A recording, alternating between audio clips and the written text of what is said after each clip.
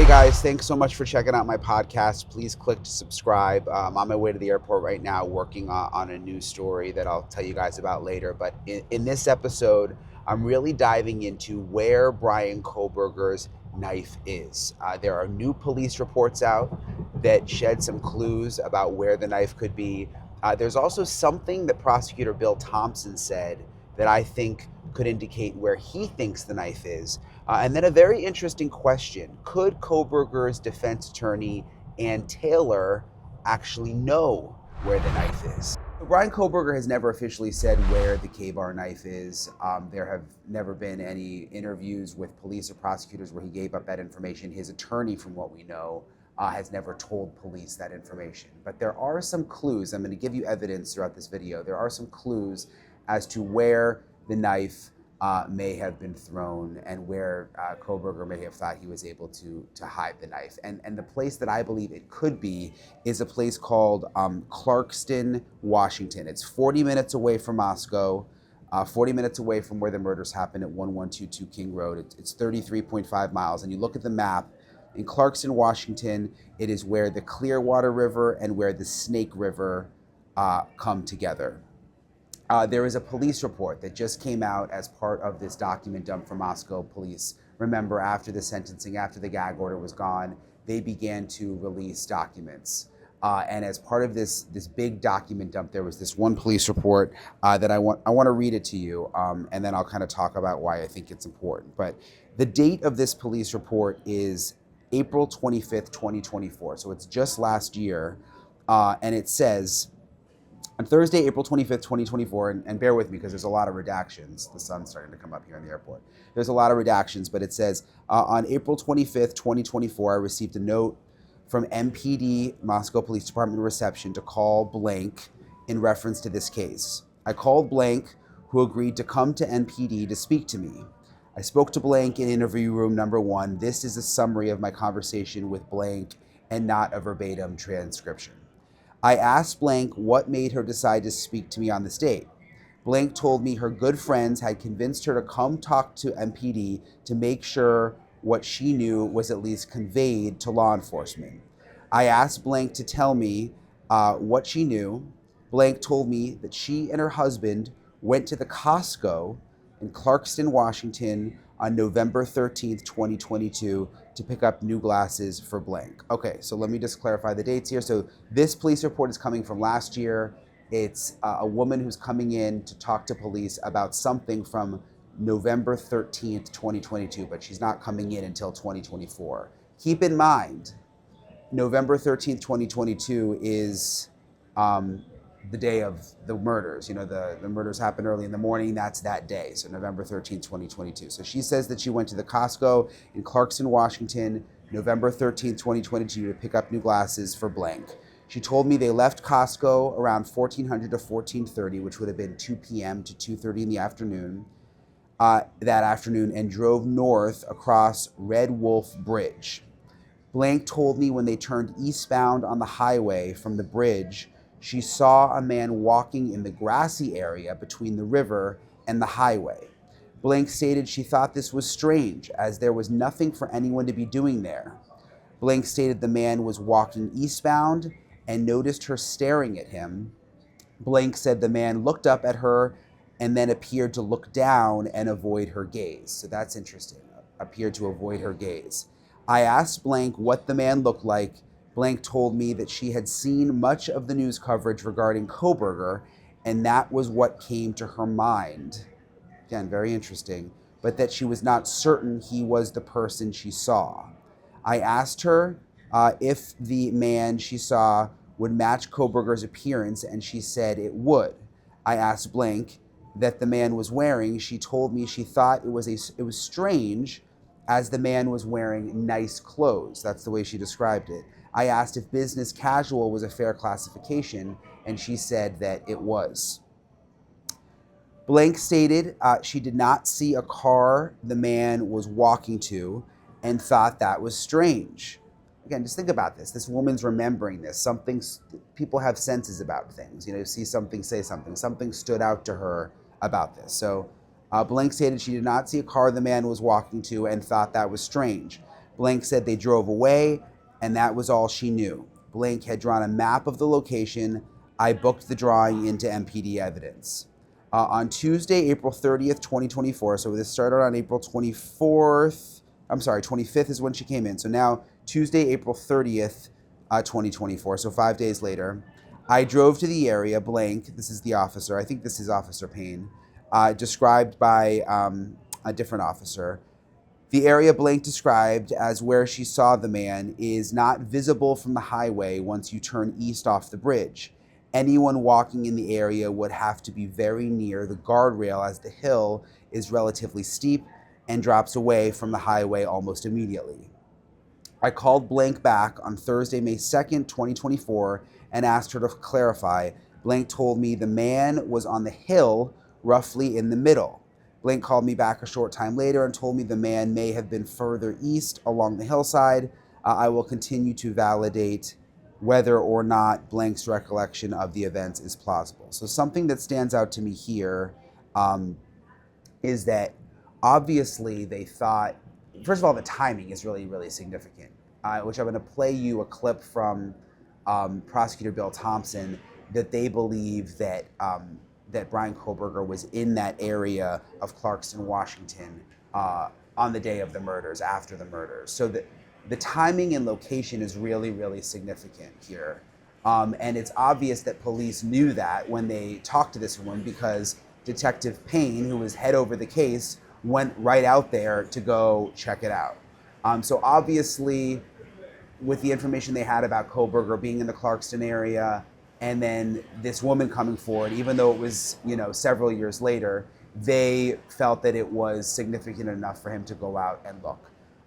Another reason this stands out to me, this police report, is because at the sentencing, at the plea deal, you'll remember when Bryan Kohberger first took the plea deal, the judge obviously asked him the questions, he had to plead guilty, and they went through that process. But then Prosecutor Bill Thompson stood up and spoke for several minutes, where he went through some of the evidence in the case that we hadn't heard yet. The factual basis, I think, is what they called it. And he went through what they knew and why they believed that Bryan Kohberger was responsible for the murders. And during that factual basis, and I'm going to play you this part, he spoke about Kohberger going to Clarkston. Listen to this. Morgan & Morgan is sponsoring this podcast. They are America's largest injury law firm. They're a firm with over 1,000 attorneys. In the past few months, they tell me that a client in Florida received $12 million after the insurance company offered them just $350,000. There was another case, this one in Pennsylvania. A client was awarded $26 million. That's 40 times the insurer's offer. So even if you think your case isn't worth millions, you can still start a claim. They make it really easy at Morgan & Morgan. You can start the claim from your phone. It just takes 8 clicks. You go to www.forthepeople.com/Bryan or by clicking the link below, or you can scan the QR code that's on the screen right now. The defendant's phone then went to the Lewiston-Clarkston Valley, approximately 30 miles south of Moscow and Pullman. And the defendant is actually seen with his car at various businesses down there. This area is the confluence of the Clearwater River and the Snake River. Lewiston is Idaho's seaport. Large bodies of moving water down there. So will we ever know if Kohberger actually threw the knife in the river in Clarkston? We may never know. Kohberger may never say anything. His attorney may know, which I'm going to get to later in this episode, which is something that I didn't think of, but I interviewed Mark Geragos, which I'll get to in a second. Also interesting is at the press conference after the sentencing, we learned through documents that there was a shovel that was also found in Bryan Kohberger's car, which they found significant. They did all sorts of testing of soil, trying to figure out could the shovel have been used to bury the knife. This is what the detective said at the press conference. There is no evidence that we found that would lead us to any specific, even general location as to where the murder weapon or the clothes have been. And we searched. I mean, the FBI, again, to their credit, we had folks doing soil samples and so all sorts of things to try to come up with somewhere to start searching for these things, and we just never found it. As far as the forensics piece, I'll let Darren speak to Yeah, that. and on the weapon, it wasn't a lack of trying. Everywhere that we had evidence of where he went, based upon phone records, based upon the evidence that we had gathered, we searched that. We went there. We did searches on the ground, in the water. We did searches.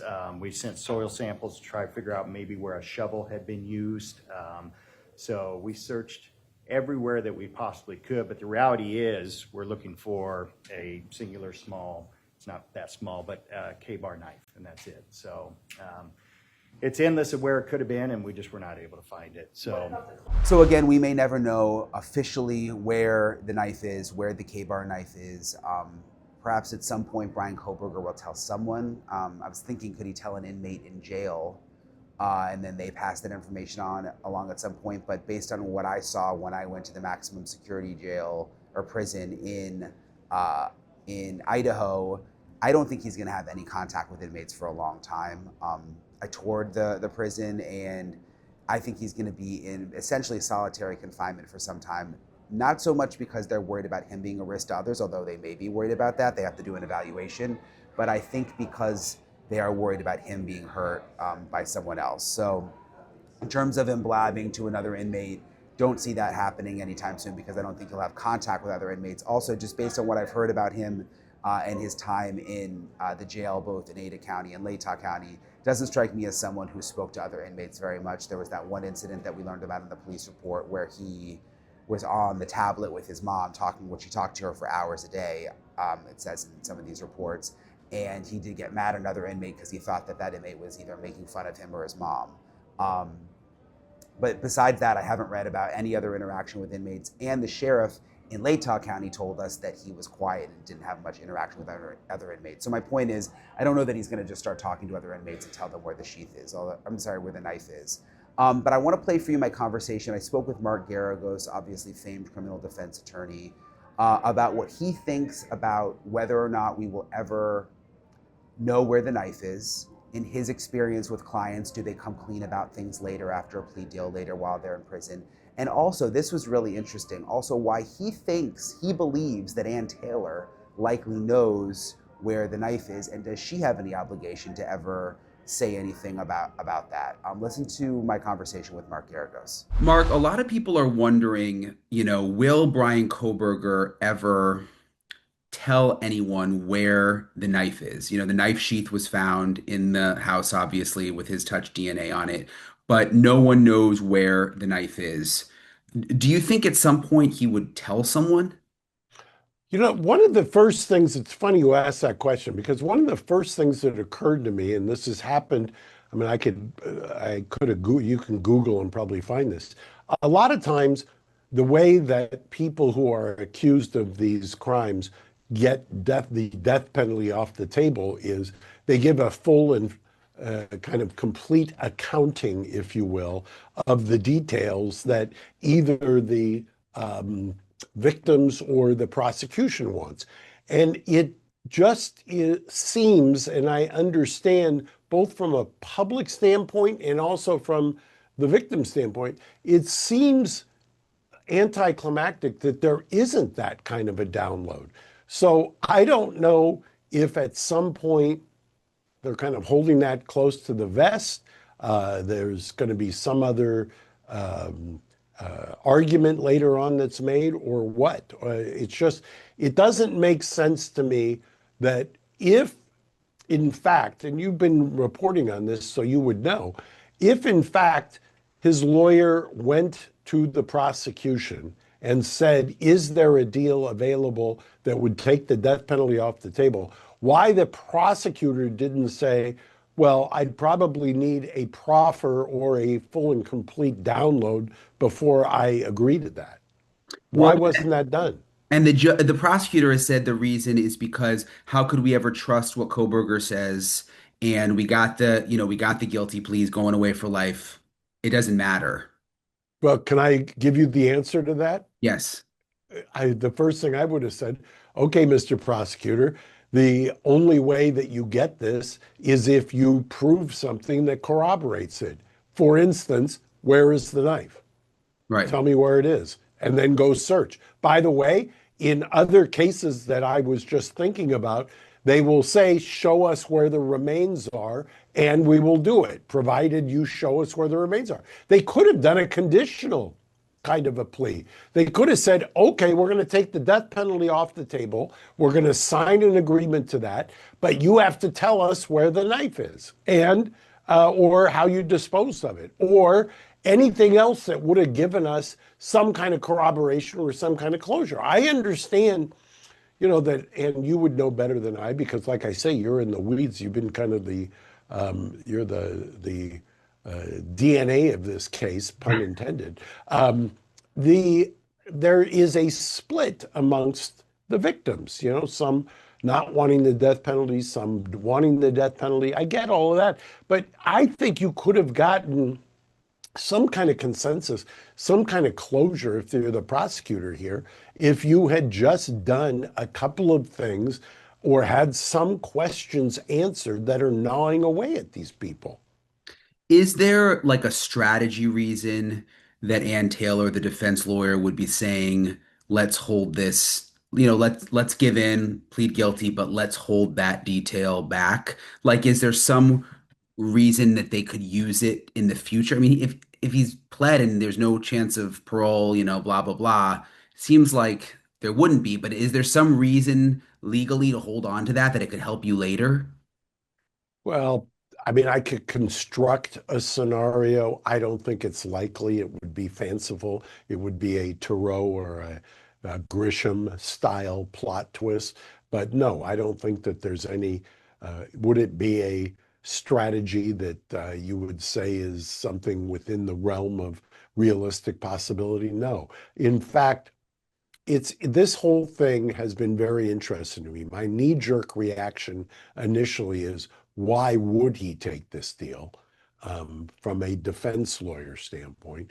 After thinking about it and seeing the kind of the way this unfolded, then my reaction kind of swung more towards, why would the prosecution give this deal absent getting more details?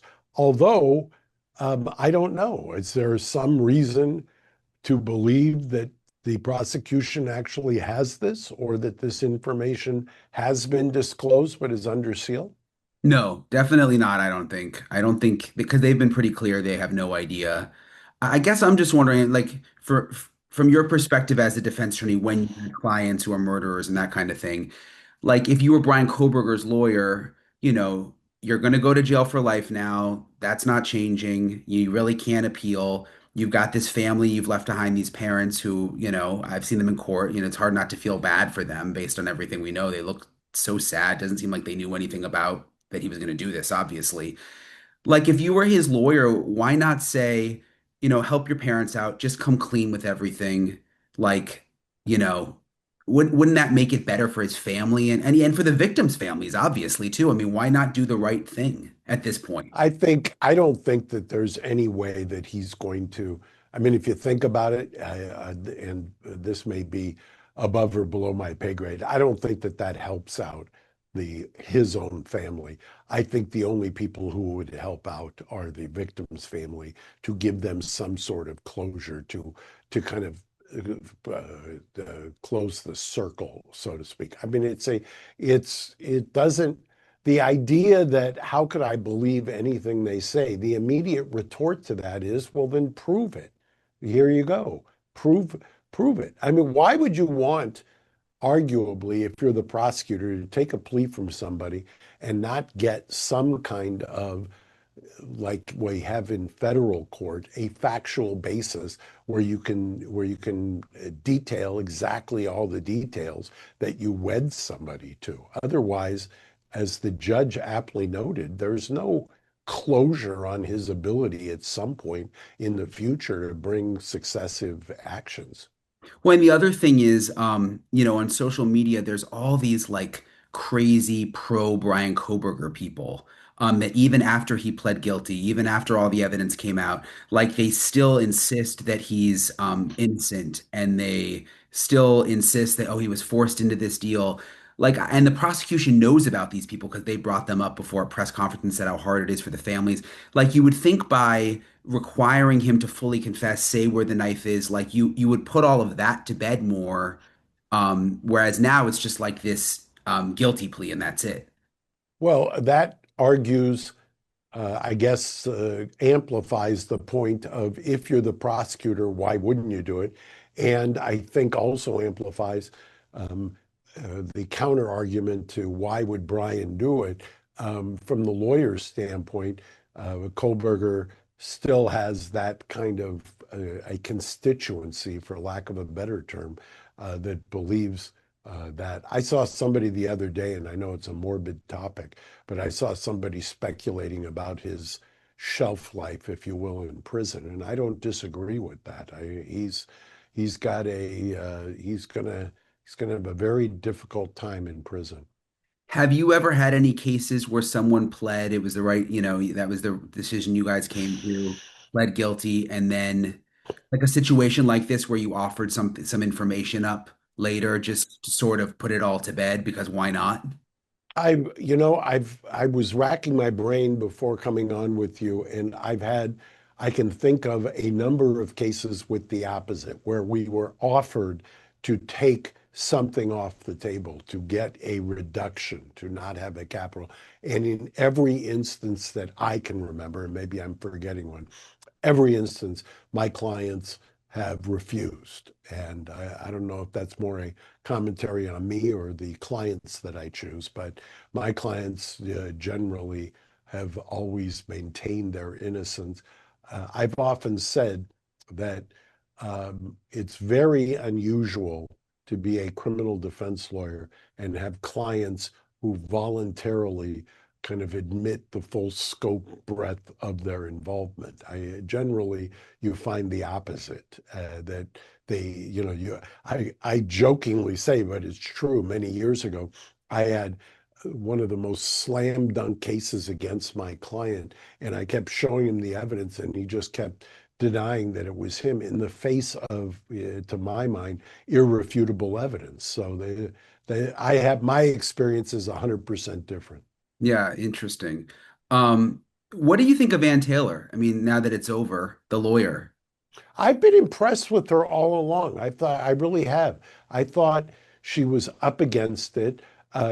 She had a slightly unique situation. It's amazing what social media has done in the last 20 years. And what do I mean by that is the social media, you can find people, the internet sleuths, so to speak, who really go deep, and they go deep in a lot of areas. And you can develop, to your point, constituencies where people believe, especially in circumstantial evidence type cases, there are people arguing strongly for innocence. And that is not a phenomena historically you've seen in America.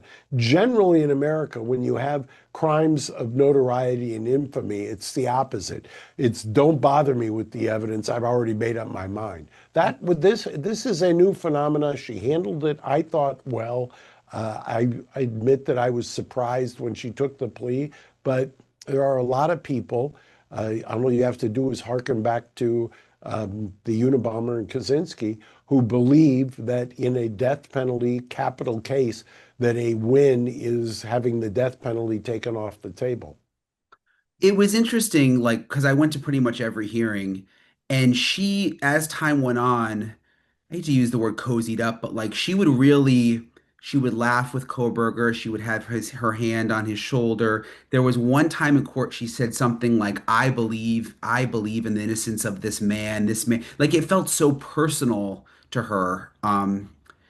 Like Well, I will tell you, um, having that dynamic of having a client, and it doesn't necessarily, I don't think it's a gender issue. I mean, I remember a friend of mine, Kathy Mader, who later became a judge, a very well-respected judge here in LA County. Kathy, when she was a defense lawyer, was the Hillside Strangler, I believe's defense lawyer. And people used to excoriate her because she would put her arms on his shoulders and things like that. I know that people just recently with my daughter and Diddy have commented about how they would, they bonded. I mean, I look, and like I say, I don't think it's a gender thing, and except maybe there are people um, who read things into it because of the gender. But I know how you get with clients. I get very protective of my clients. You start to, the thing about clients, even the ones who are accused of heinous crimes, there's generally, in my experience, and I've been doing it going in my fifth decade, generally there is humanity in and redeemable qualities in most people, not in everyone. I mean, there's some people who are irredeemable, but if you're a defense lawyer, you look for that. That's part of your job is to tell your clients, give your client a voice. And she, I think, was doing her job and doing it admirably. I wondered too when she would laugh with him before the hearing and the camera was on, and was she trying to sort of humanize him to an extent, like knowing that the cameras were already on? Because you look, I mean, he is this kind of like monster figure, and I wondered if that was almost like strategy. Well, I don't know that it was a bad move. I will tell you, I'll criticize myself. I remember sitting with Scott Peterson. One of the biggest mistakes I made in that case was not having cameras in the courtroom. So what the judge had allowed in that to kind of as a safety valve, if you will, for the media was to let some B-roll be filmed.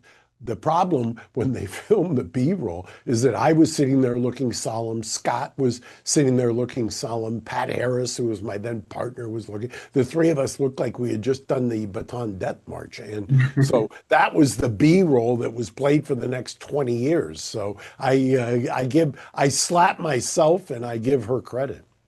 Do you think she'll ever do an interview? I mean, she obviously there was the gag order. You think she'll eventually talk to the media?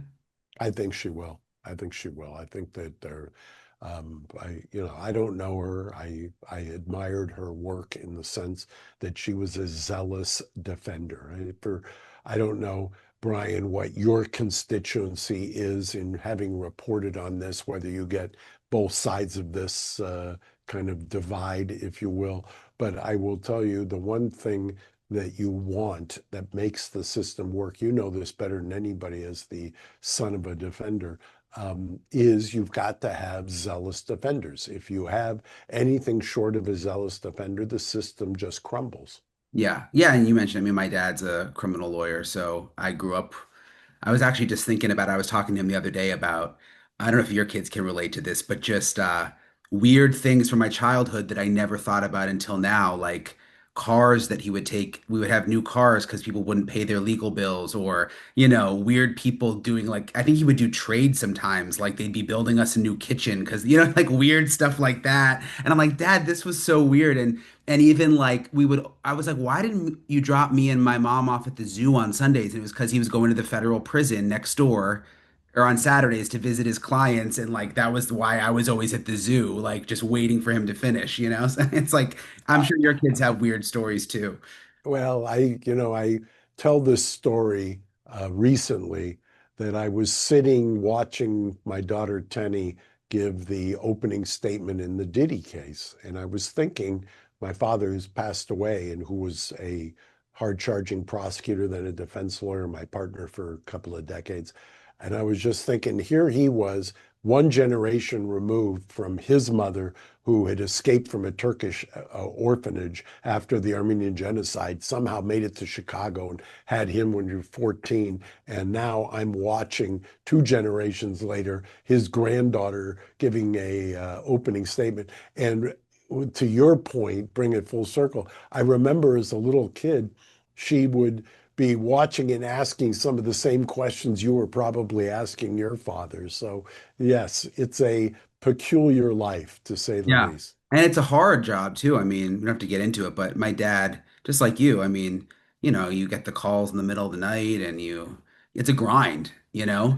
Well, there's this idea that how do you sleep at night? If you know your client is guilty. And my kind of glib response is that doesn't worry me. It's when I think my client is innocent that I lose sleep. But there is, I've defended my share of most hated person in the world at the various times, and the families are collateral damage to that. There's no if, ands, or buts about it. You see that, and you've lived it, and obviously my family's lived it. I lived it growing up as well, and it's just something you accept. People tend to, at various times, identify the lawyer with the client, as opposed to understanding that you need a zealous advocate to do their job. The prosecutor and the defense lawyer have completely different jobs in this sense. A prosecutor is supposed to seek justice,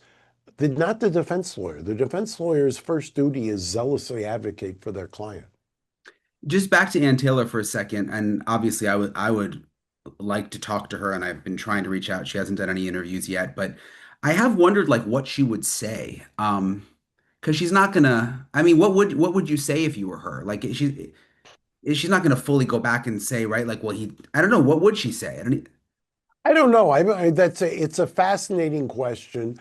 If she had tried the case and lost, there's one response. If she had tried the case and won, there's obviously a different narrative. And when you plead somebody and the death penalty is off the table, that's a completely different situation. I mean, it's as a defender, as a capital defender, and she's apparently one of the few capital defenders in that geographic region. That's, to some degree, you feel like you've done your job. Yeah. And just one last thing. I mean, back to the knife. I guess if he never tells anyone where it is, it seems like a needle in a haystack, right? I mean, I guess it's over with, Well, unless he told her. right? You think that's possible? I think it's more than possible. What makes you say that? I think at a certain point, it was funny you asked that question too, Brian. I was just having a conversation with a potential new client, and the client wanted to tell me their story. And I said, hold on. I said, my philosophy is I don't want to know everything you think you know until I see what the prosecution knows, because that's the job. The job is, what does the prosecution know? How do they prove it? But once you've seen all of the discovery, then it's incumbent upon you to run down every single thing that you can that will make it more likely than not. You have to worry, if you're preparing for this case, what if they find a knife? What if the knife was purchased? I mean, you want to know, you don't want to step on a landmine somewhere. So I would be surprised if she didn't run that down. Now, in retrospect, after a guilty plea, I think that would have been essential, that she would know, where did you get it? What did you do with it? And where was it disposed of? How could you not want to know that if you're defending that case?